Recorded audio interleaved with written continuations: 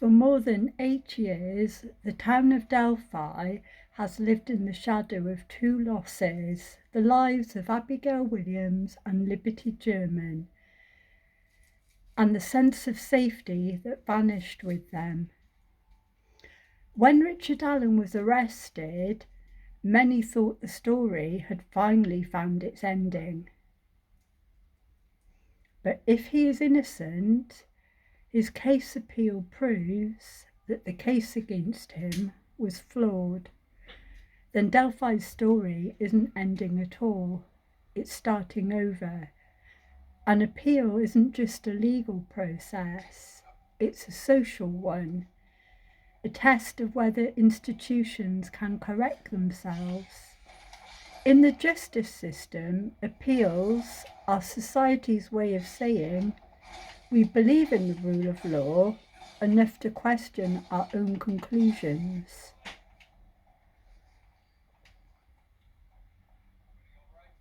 If Richard Allen is innocent, his appeal represents a moment of collective accountability, not only for the courts, but for the media, the police, and the public who shape the narrative.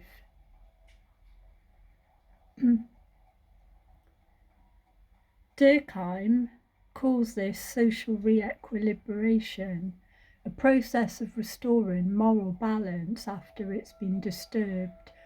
And for Delphi, that balance means confronting a painful possibility that the search for justice may have led to injustice. The Delphi murders broke something deeper than laws. They broke an entire community's trust. When trauma like this occurs, sociologists describe a period of moral disorientation, where people no longer know whom to trust, neighbours, police, or even their own judgment. If Richard Allen's appeal leads to exoneration, that disorientation deepens. The community will face not just grief for two lost children, but guilt for a man's stolen years. Healing that requires honesty and empathy on both sides. Because social wounds don't close through silence, they close through acknowledgement.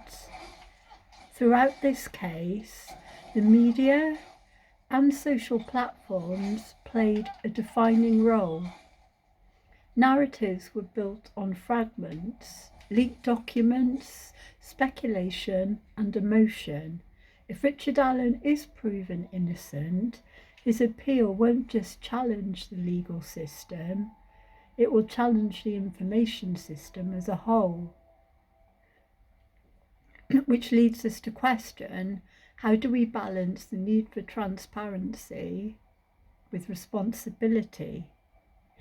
How do we tell stories that inform, not inflame? In a digital culture that thrives on certainty, admitting, well, we might have been wrong, is revolutionary, but it is also necessary for justice and for truth. Sociologists and criminologists often talk about restorative justice, an approach that focuses not on punishment, but on repairing harm. For Delphi, restorative justice could mean much more than reopening an investigation. It could mean rebuilding community trust through transparency, conversation, and also in remembrance.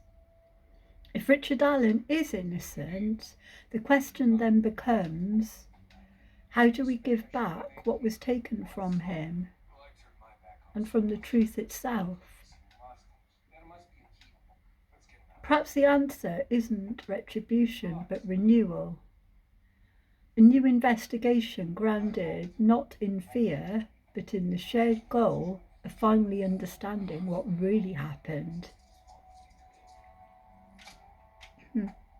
Every society tells stories about justice, about right and wrong, hero and villain, good and evil. But the Delphi case reminds us that reality is really that simple.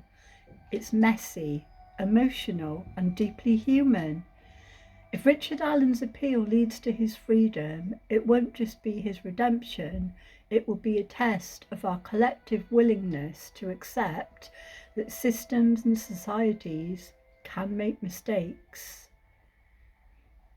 Also, in that acceptance lies the possibility of growth for Delphi, for justice, and for all of us. The Delphi murders will always be a tragedy, but tragedy doesn't have to end with despair.